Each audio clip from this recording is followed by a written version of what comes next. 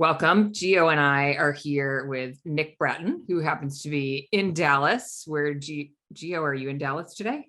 I am. You're at home. Okay. And we'll see you in Dallas next week. And we're hoping to see Nick at the conference. Nick recently joined Avison Young in June, so 4 months ago, but has a background in real estate and flex office. Was with IWG for 2 years. An interesting 2 years, June 2018 to May 2020. So he's joined the Flex Office team. So he's deep in it. And we're here to talk to him today about how his brain works and how he looks at opportunities. I'll let you two, since you two know each other at least a little better than I know you. Gio, what do you want to add about Nick? Yeah, I mean, I think the really unique part of Nick's skill set is the fact that at this point, he's looked at hundreds, if not thousands, of pro formas for IWG, predominantly, and I'll let him jump into this, but predominantly on the renewals and extensions of locations, but also on new sites, right? And so he's been an incredible addition to the AY team, just because I'll tell you, and anyone that knows me, I am a hunter. I'm not a skinner. I can do some skinning, but I'm not a detail person down to that level. And so for him to be able to basically walk through a pro forma with someone is huge, right? And you know this because you do it as part of your consulting stuff. You've got classes that do it. So it's a really unique skill set. There's not very many people that have as much extensive experience as he does. Right, Nick? Right. Yeah, and I can vouch for you not being the details guy. Me too. But yeah, there's lots to love about Gio. Not everybody can be a details guy. Wait, Nick, do you know your Enneagram number? I do not know. Send him the book.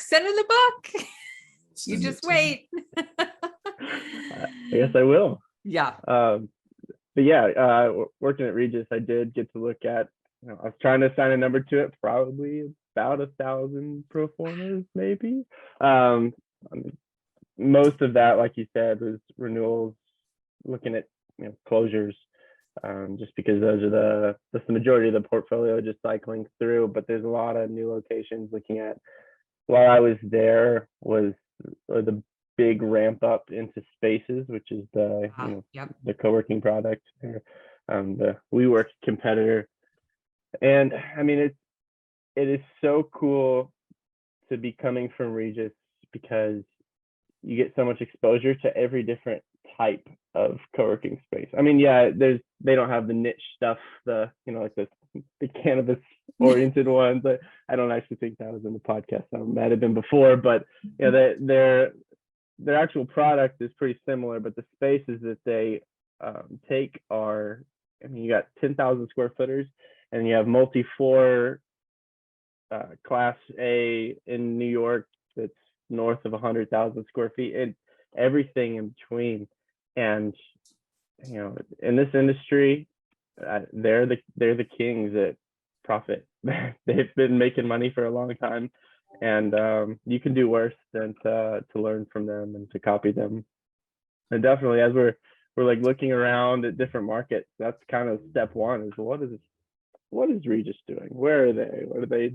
It's hard not to look at the successful people. So yeah, I enjoyed my education there. That's good.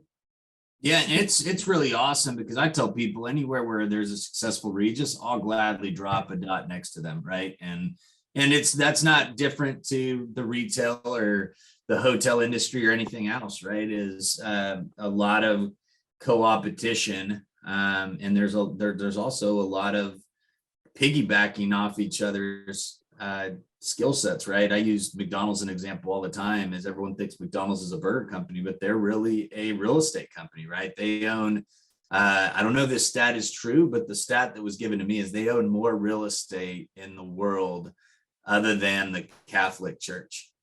And so it's McDonald's in the Catholic Church there. It's pretty interesting when you look at it from that standpoint, but that's why you get the Wendy's, the Burger Kings, the In-N-Out burgers. Everyone follows McDonald's because they know they really do their homework in order to open locations. And that's the case, has been the case traditionally for IWG. they're getting to the point now where they have to do infill locations, right? So they're looking at a map and finding gaps and not necessarily diving as deep into the demographics as someone that's looking at a new network in a market. But I mean, I think it's so interesting just how the market shifted, especially during your time there, was a big shift from the traditional, very efficient, very tight executive suite to, you know, transitioning to more of this co-working collaborative space, which for most people hasn't proved to be super successful because of efficiency, Nick. And I know that's something you really look at. I mean, what's been your experience with efficiency of floor plans and kind of what you've seen work or doesn't work? Well, Spaces is a great example. That's what I was just thinking when you just introduced that was, right, super tight, super efficient, arguably not super aesthetically compelling because it's so efficient. And then you get a Spaces, which is more co-working, but also a lot of offices. Their model was more take a lot of square footage, right? And have a lot of open space. I mean, WeWork does a little bit of that too. The WeWork closest to me has, you know, like 4,000 square feet of just lounge space. And then off in the hallways is super dense, but they don't, you know, monetize that really at all. So yeah, I'd be curious. It's not that Spaces is all open plan, right? It's a lot of square footage, but with less density in some areas than they would do in a Regus. Yeah, I think they probably leaned a little too hard into the co-working space, that shared workspace. It's a lot easier to fill space for a long period of time if there's dedicated offices or at least dedicated desks. Those big shared workspaces, they can be a huge drag on performance just because it is hard to fill a lot of it. Yeah, I think you need and then the churn. Yeah, yeah, exactly. It's hard to hang on to people. People can come in for a month and then leave, and you never hear from them again. That's tough. And when you're paying for that customer acquisition, you don't want to see them go away after a month.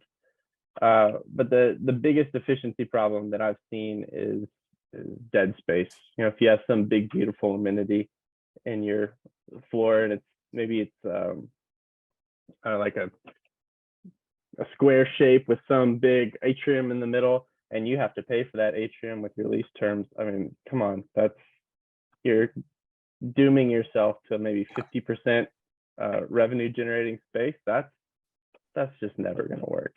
And you know that right away. You can look at a floor plan and say, that's a problem. Yeah. And you know, that's one of the big things that looking at all these performers can bring is it's not, you know, you don't, maybe you do know certain things that other people don't know, but you just looked at so many that you can spot the weird stuff quicker. You have the rules of thumb where you can say like, oh, this metric seems off, for, you know, you're paying too much for this. It's going to weigh you down. Like average office size, if you see somebody coming out with like 110 square feet per office, it's like, okay, let's revisit our floor plan. Let's try and get that down a little bit. Whereas those things might not stick out to the entrepreneur that's trying to break into the business for their first time. Not at all. Yeah. So I haven't seen the number of pro formas that you have. I spend a lot of time with folks launching spaces, and office size is like, I spend a lot of time walking through. And that's a challenge with second gen space, right? Is I don't know how much, you know, work Regus did on second gen spaces, but and if you're not doing shared office, the offices are just bigger. Yeah, it's hard. You have that mandatory space, you know, the space next to the door and the space next to the window that's always going to be there. And then the bigger the office gets, the more desks you can fit in. So it gets more efficient, the more people you can squish in. But for that second gen space, or I did a couple of years on a corporate real estate team, you're putting one desk in every office because the people in the offices, especially if you have an open address plan in the middle of the building, those people are your senior directors and, you know, your C staff. Like they need to feel important. Yeah, they're not sharing office space, right? They need their nice solid door where you can't see in that they're taking a nap all day. Yeah, not definitely. Efficiency is probably the most exciting part of a pro forma to me, because it's so make or break. If you get that wrong, you're done. It's such a high friction thing to fix. I'll tell you right now, it's so interesting where we are in our cycle of this co-working pendulum swing, right? Because a lot of people don't know, but Spaces, just a quick whirl background on Spaces. Jamie, I don't even know if you and I have had this conversation. I'll have to send you the podcast where the discussions had, but Spaces was actually started by a former IWG employee who during 08, 09, 10 in Europe it was his task to go and basically renegotiate deal terms with the landlords during that period. And he saw the need for enterprise, larger team spaces and a new product, right? And he went to Mark Dixon, and Mark didn't want to shift and change. So he created his own. And then funny enough, while I was at Regus, I got a call from Michael Beretta on the real estate team, who's been with the company 30 years. And he said, hey, London called and they want you to go to this conference in Austin. I was living in Austin at the time, and it was juicy. And so I had no idea. He didn't have any idea what it was. And I still remember I showed up in a black suit with a white shirt. And I walked into this like big, it was like a studio set or something, and everyone's wearing shorts and t-shirts and backwards caps and very casual attire. And I was just like, and it was one of those scenes where it felt like the music stopped and everyone turned around and looked at me. No, that was actual. That wasn't even, it felt like that really happened.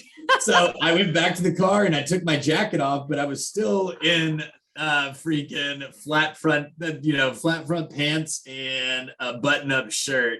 But either way, I came back from that conference and I said, hey guys, there's this WeWork model. And actually, you know who spoke? Jeremy Newman. Oh, Jeremy from Next Space. Yep. And I said, we should really look at buying this WeWork thing. And they were like, no, that's stupid, this, that, whatever. And ended up having to buy Spaces back.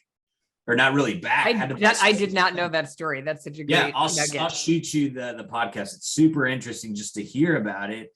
But essentially, Spaces was brought in to IWG to counteract, or really at the time it was Regus, then became IWG because they've got more brands under it.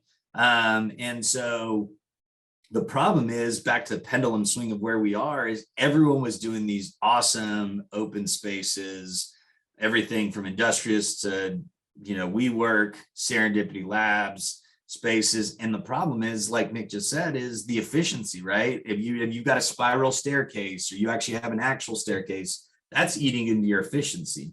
Then I don't even want bathrooms in this space. Every time I look at someone's layout, I'm like, no, do you have to have the bathroom in this space? Those things will kill you if you have a smaller space. These coffee shops in the actual space where I'm like, how are you monetizing that? You don't, that's an amenity. You don't ever make money with that, right? And people have tried, and they've tried different operators, and barista, non-barista. And so it's just been really super interesting, because what's happened is a lot of those spaces have failed. And now we're seeing landlords, or even these franchisees, and you and I have been talking to one of them, basically are trying to now sell it to someone else or convince the landlord to do something different. But the problem is still the same, right? You can't. And to Nick's point, you can't really fix it.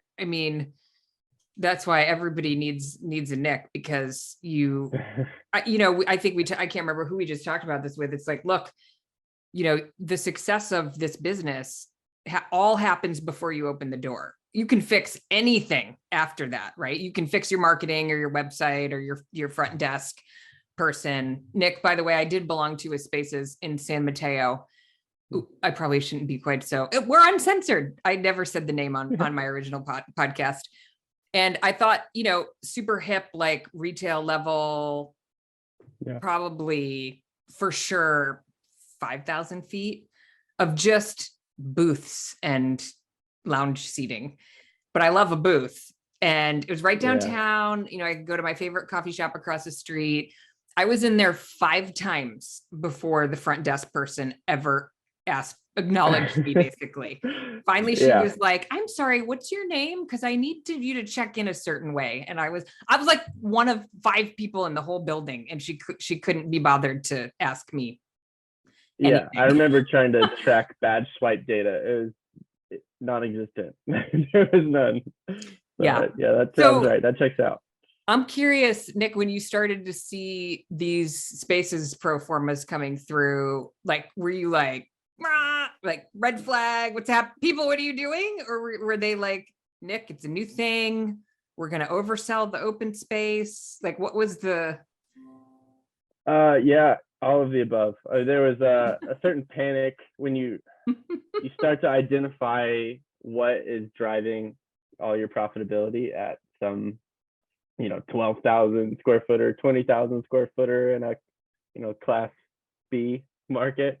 You're like, wow, this really makes sense. And then you get this spaces, which is 6-7 times the financial obligation because it's class A and it's much bigger, and it has none of those characteristics that work, and it gets a little scary.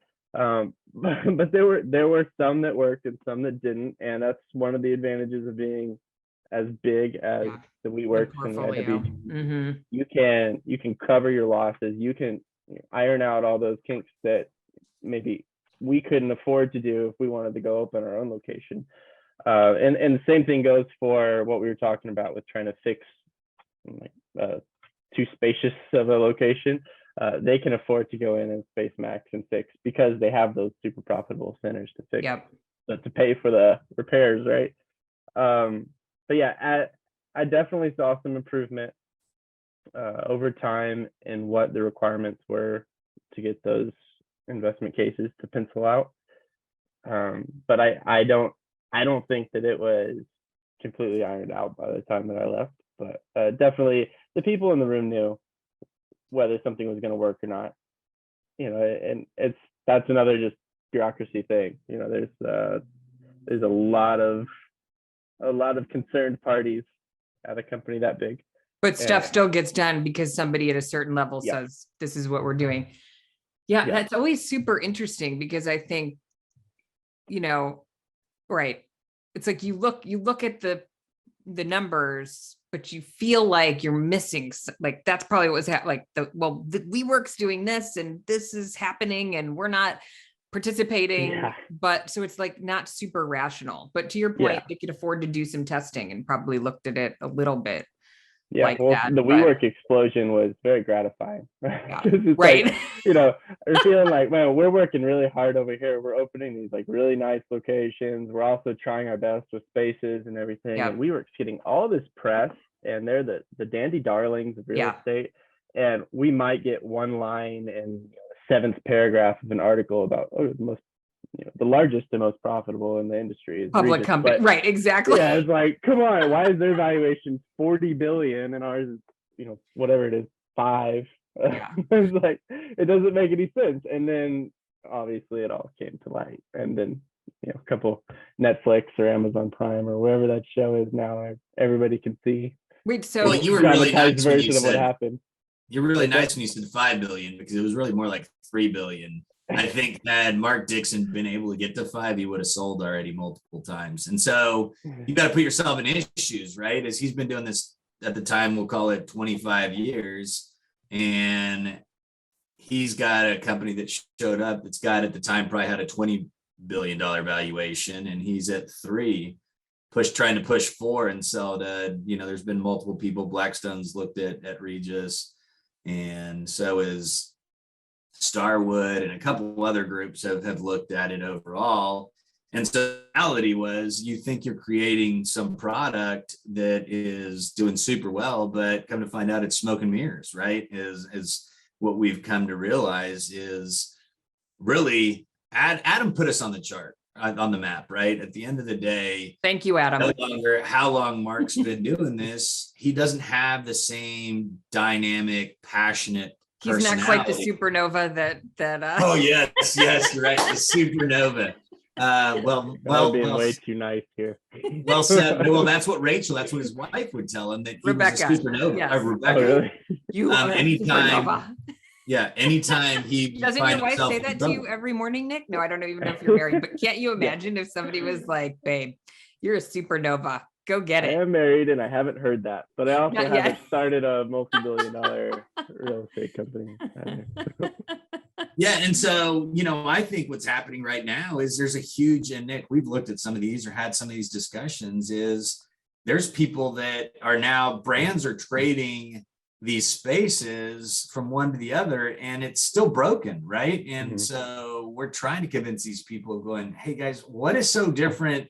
What can you do differently than the last group did? Because in some cases, some of these like hallways, if you put an 8 to 12 foot hallway, it's not wide enough for you to add another row of offices and still have 4.5, 5 foot hallways on either side. And so hallways is a great example. Like, I mean, yeah, I have so many questions for Nick. By the way, Gio, this is like one of my favorite things about doing a podcast with you. There are many, but Gio was like, no, we're going to interview Nick. And I was like, oh, I didn't pick that up at all. And I'm thinking, what are we going to talk to Nick about? And I could talk to you like all day. Well, we can talk hallways all day alone. Who doesn't like talking about hallways? Yeah. Speaking of friction, try and fix too wide of hallways. You're just stuck. Like, if you can go in and you can move walls to add offices, but you cannot move a hallway. That's just too much. You're stuck with that. So go in with your 8-foot hallways and then see what happens. That's rough. And I feel like we're bad mouthing. We're saying that all of these locations can't work or will never work. But I think the moral of the story is that in the beginning, the way they were built out is that they didn't work. And over time, it's been honed in. Now they are working. So I don't want anybody to watch this and get however many minutes in that we are. Yeah, totally. Say, yeah. Oh yeah, co-working doesn't work. Like, it absolutely works. And when it, well, that's the pendulum swing, right? They're realizing that. Money. Yeah. That's the realization, is they're realizing you need a 4.5 to 5 foot hallway, maybe 6 feet if you're trying to get natural light in, or you're trying to create an abundance. But my point was, that's the pendulum swing, right? Is at some point, Spaces looked up, Industrious looked up, Regus looked up, Serendipity looked up, and others, and realized, hey, you know what? I mean, we don't need these wide hallways. We don't need these huge amenity areas.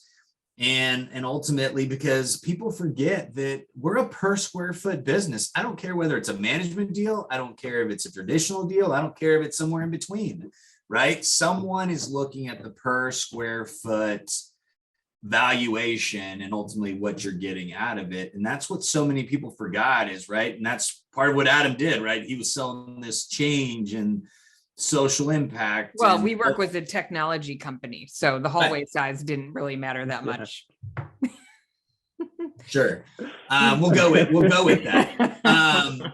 And so that's the reality of it, is we're seeing all these changes. And yes, people of course corrected, but you still have hundreds of spaces globally that were built wrong, right? That now you got to figure out what we do. And the problem is you have a landlord that just put in 100, 150, $200 a foot between build out and FF&E and operational expenses to help it survive through COVID, right? And they're going, well, what I tour Spaces, and Nick's been through this too. We walk in, and so have you, Jamie.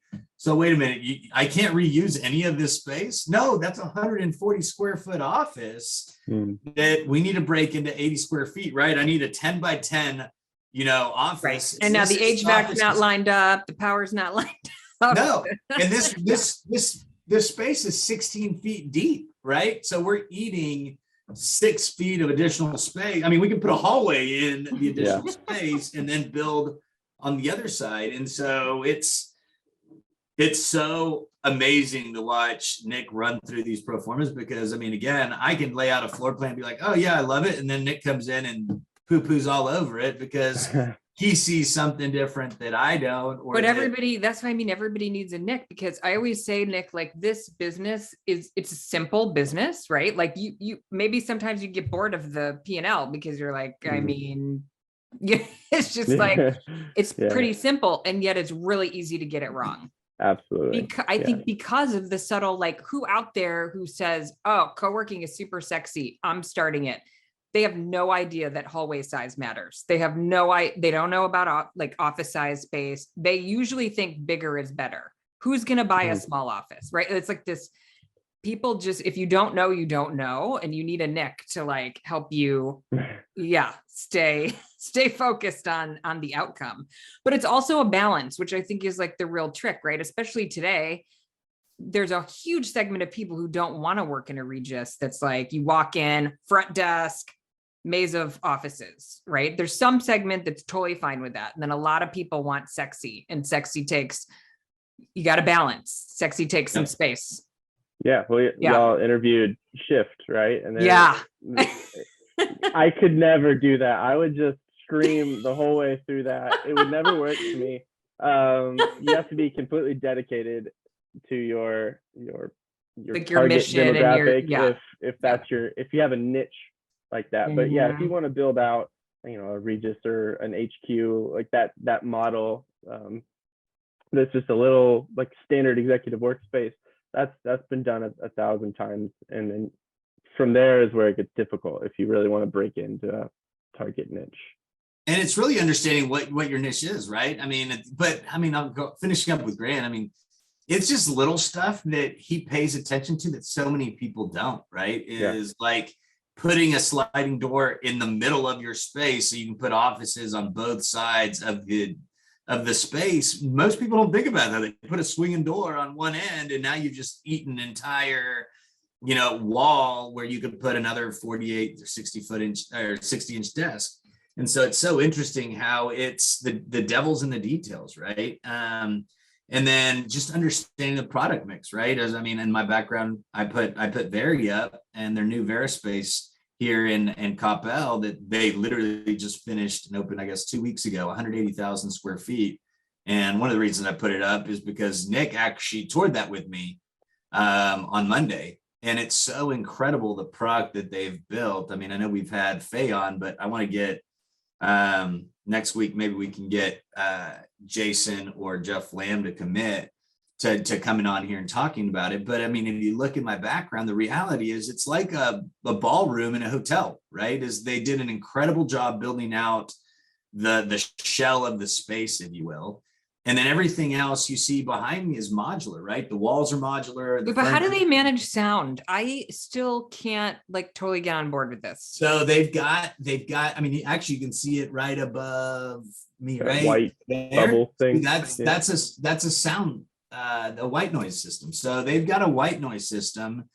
And again, it's not perfect, but it's not meant to be perfect, right? Yep. The reality is, I mean, if you go, I don't know if you've been in like a CBRE or JLL space or even our AY space, or even any other enterprise, they're now officing like that, right? And there's no cubicles anymore, right? It's all, and if they are, they're, 3-foot walls, 4-foot walls.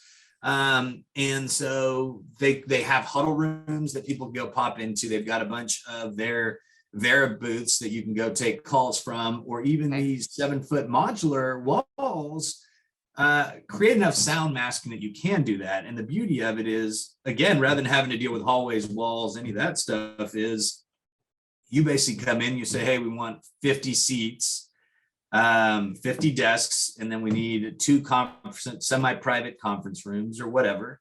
And they come in and they set it up that way. And then in 3 months, you may go, hey, we added or we removed staff.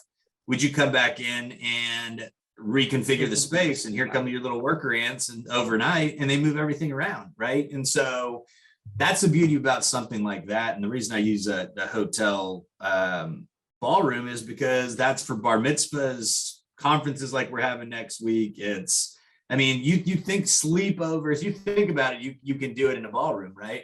And so I think that's where so many people in our industry right now are figuring out, what's your why? That's where I started. I know, Jamie, that's where you started. Is who are you targeting and why are you targeting them, right? Because if you're going after a tech firm in Silicon Valley versus going after an entrepreneur in Malibu, those are 2 totally different build outs, right? One is a 6, 8, 12, 50 person team space, and the other one is a 10 by 10 office for someone that's willing to pay $3,000 to be on the window line because they're running a private equity firm, or they're a high net worth attorney, or whatever else in between. And so I think it's real interesting that's what we try figuring out. And Nick asks a lot of those questions too, is why are we building the space the way we are? And so many people don't. Nick, what are sort of the red flags when you look at a layout or a pro forma? I guess you make the pro formas, but when you look at the layout and you translate it to a pro forma, like what are a couple of like red flags besides hallways and office size and atriums? So I'm gonna make a correction real quick. So at Regus, he actually put the pro forma together, but now for our clients, we don't, right? We provide them a pro forma and we want them to own it. Okay. And we validate and go through it. But at the end of the day, we're not the ones that are going to be selling the space, right? So you need to go out and do your homework. We're happy to do ours. But I mean, Nick can talk about that a little more because he's gotten really good at making that super clear. Yeah. I mean, if you're the entrepreneur, you're going in, you need to be totally bought in with all the details, doing your own due diligence. Yep. And we're there to help. I mean, we're not gonna let a number go by that doesn't look right to us without saying something.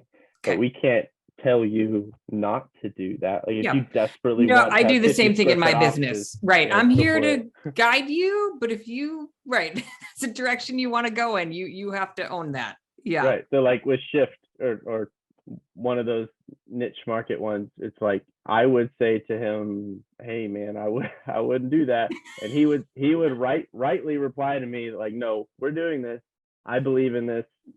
I know better than you. So he probably wouldn't say that, but he might to say that. Well, yeah, he might say that, but in his case, he'd turn out right. So yeah, that's the relationship that we're doing right now, which is a little more hands off than I'm used to. But kind of the same thing going at Regus too is that you worked off a template. And then you would kind of build your own on the side to just sort of double check what was going on. And so you got to do this. It was pretty much validating what was the industry norms over and over again. But yeah, to answer your question about like red flags and floor plans, I mean, it just all boils down to density. You can afford a cafe space if you want to, but you got to pay for it on the office size. You got to make sure that your hallways are the right size. You don't waste natural light. Like don't leave space between offices and windows because you want your offices against the windows so then the light can come through. Just over and over again, it's don't waste the space that you have. And then in some markets, you're going to be hamstrung by building efficiency. Like in New York, you're going to lose 13+% of your rentable square foot. It's not BOMO. What's the New York one? I forget. Whatever the standards are for building efficiency there. Wait, why is that? What's the New York? Why is it so inefficient?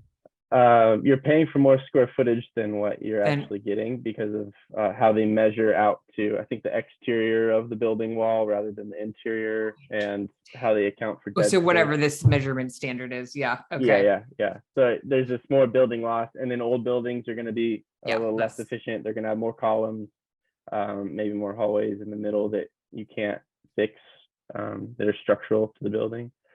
So making sure that the floor plan works for you is important.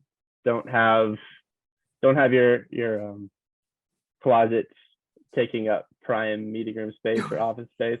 Just think. You have to think about everything, and it can be exhausting. And but really, these aren't that big of centers. I mean, if you're opening a 200,000 square footer, you're paying somebody a lot of money to do this for you. But if it's 15,000 square feet, you have the time. You need to make it work. You need to think about how every office is laid out, where your storage rooms are, if you have them, where your front desk is going to be, if you're going to have where your coffee and your break room is, kitchen table, all that stuff. Like, you got to think it through every step. And it really boils down to common sense and trying to put yourself in the space before it's even built. Yeah. And that can be hard. Well, and the patience to do the detailed work, right? Like, I think that's part of what Gio's like. I like big picture. I like, right. And then you're like, we're going to lay it out, inch by inch and pro forma. I mean, you may not do that now, but you're kind of used to Yeah. thinking Well, you that and way. Gio have been in so many of these locations that you could put yourself there. Like you could see it. You can look at a floor plan and you can feel what it's like to be in a small kitchen or a big kitchen, or just having that experience. And that's what we're able to bring, because a lot of these people, they're so new to the industry, and they need that experience from people like y'all and people like me. Just I've been there. I can help you figure this stuff out. And you already have a good business mind. That's how you have gotten this far. Like Yeah. I'm not doubting your business acumen. I'm saying, like, I'm going to help you apply it Yeah. really carefully to this model. Yeah. Exactly. Yeah. So let's make a quick list. So number one, you've already mentioned hallways is huge, right? Understanding the width of your hallway and why. Conference rooms on the window lines. What's your take there? I know Regis's take. What's your take?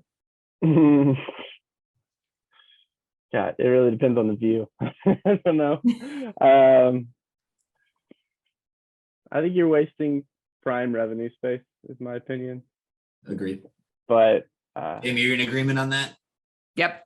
Yeah. Okay. Most of the time. I think, to Nick's point, maybe there's an exception, a specific use case, but Yeah. generally, yeah. Like, I'll tell you, we're doing a space right now in Greensboro where we're putting the conference room in a corner on the window line, but it's a first floor space. The lobby's right there. So there's a seating area right outside. So we made that an office, then it would be a really loud office, Yeah. right? And so there's obviously situations where we make exceptions. I mean, Mara just did it with Pacific workplaces in Vegas, because they do a bunch of mediation. It's downtown in Vegas, and so they think the attorneys will pay more to come in. Value it. Yeah.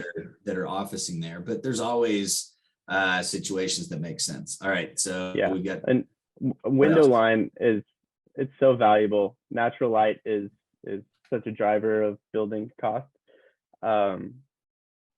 You're going to waste some of your window line. Like when you walk into the AY offices, the first thing you walk into is the front desk and a big window line where there's no offices. Yeah, it's beautiful. It's striking when you walk in. So it has to be up to you and the product that you have your heart set, whether that is worth it to have that really that impressive view when you walk in, because to me, the view is more important when you're sitting at your desk than when you're walking in from the elevator lobby. So window line, that's always a talking point. So amenities, I want to hear from both of you on this one. So amenities, and by amenities, I mean podcast room, mothers or wellness room, all that kind of stuff. What is y'all's take on those kinds of amenities? The other one, phone booths, right? Do you build a phone booth in, or do you do a mobile one? I mean, those are all, and there's more, but what is y'all's take? I think you always have to multi-purpose. I mean, I have a lot of those conversations with the folks I work with that are laying out their program. I think those two things are pretty sexy and people want to do them. The mother's room is a big one, but I think you could, have long periods of time where just no one is using them. So I think create them. You can frame the room as anything you want, but make it reservable for anyone at any time. The mother's room, so there's no window. It can be a mother's room, and maybe there's different furniture or whatever. The podcast room, I think, is really tricky. A lot of people want to do that. So I always ask people, do you know anyone who podcasts?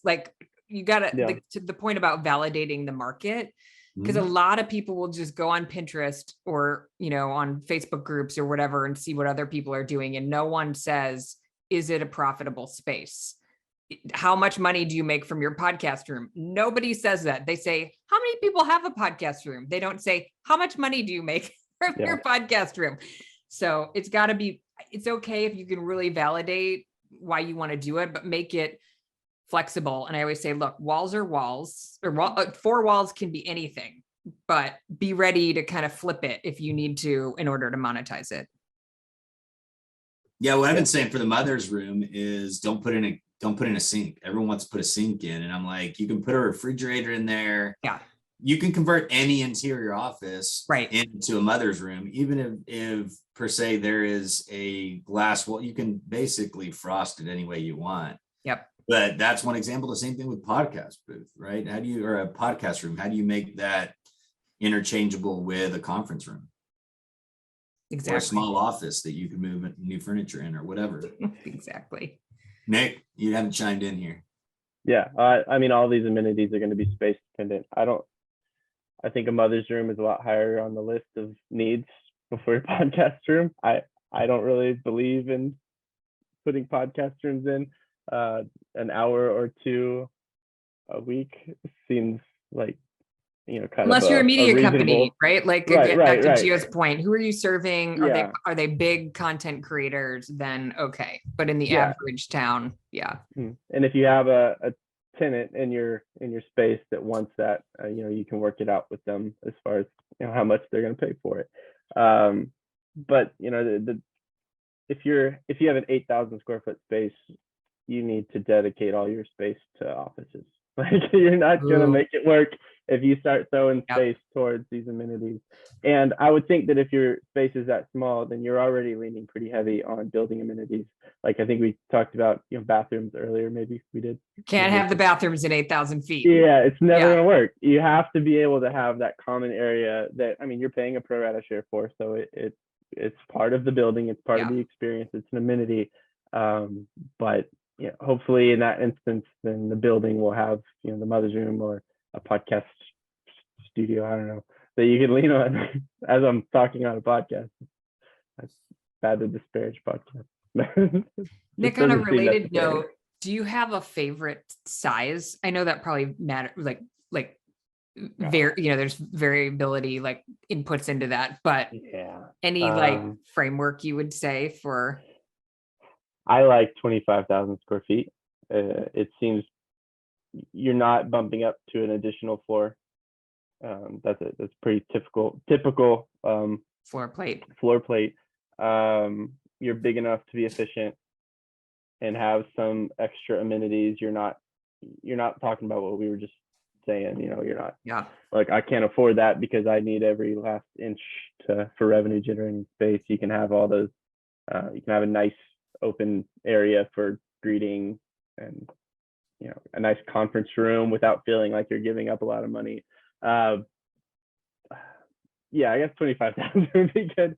Definitely, if you can make something gigantic work, like an 80,000 square foot work, then great. That's a lot of money that you're going to be making. You can have a lot of efficiency on a floor plate like that, or floor plan like that. But 25 seems perfect. Amy, what's your? Yeah, I'm kind of in that camp too. I mean, I asked because I was recently just kind of modeling out some like management agreement scenarios and for a management agreement in particular, you have to go bigger. But when you compare, and again, there, you have to really do some detail, but there are some economies of scale to bigger spaces. And so the margin, starts to grow as you go up. And to your point, then there's some tension around how much liability do I want? How much startup capital do I have? So to your point, once you get past 25, like that's a big nut every month. It's a big, startup cost. So not a lot of people may be in the position to do that, more independent operators, but I like the 25 if folks can do that. Yeah, I just think there's very few markets, in my opinion, that warrant over 25,000 feet, right? And where they do per location. Correct. Yeah. Correct. And where they do, that's a good point with per location, where they do, I'm about building a network, right? Let's build out 25,000 feet in an A building, and then let's go build out another 25,000 feet in a B building with a different product mix, right? And so you're targeting different people, you're offering different opportunities and amenities, and so you can cross-sell and still have a sales person that basically does both locations. You no longer need a half for lunch breaks and everything else, so you have one person that goes from one to the other, a floater, if you will. But it's so interesting to me when people that are opening up their first space are doing 30, 40, 50,000 feet, and I'm just like, you have no idea if this is even going to be successful yet, or how you want to run your space, right?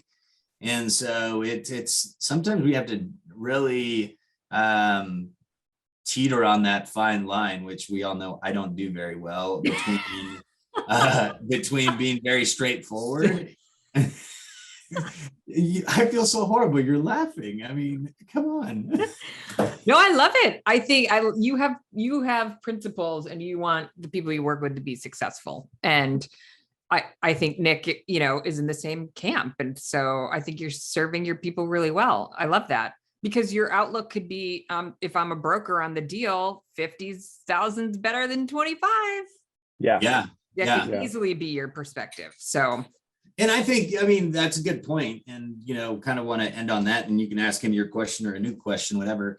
You've been asking different ones here recently, but I just think the three of us on here and others, right, is this industry is really, really small, right? And we care, right? We care about the people we're helping. We care about people. You sent me someone just this week that I'm not going to make anything on. I'm just trying to help the person out.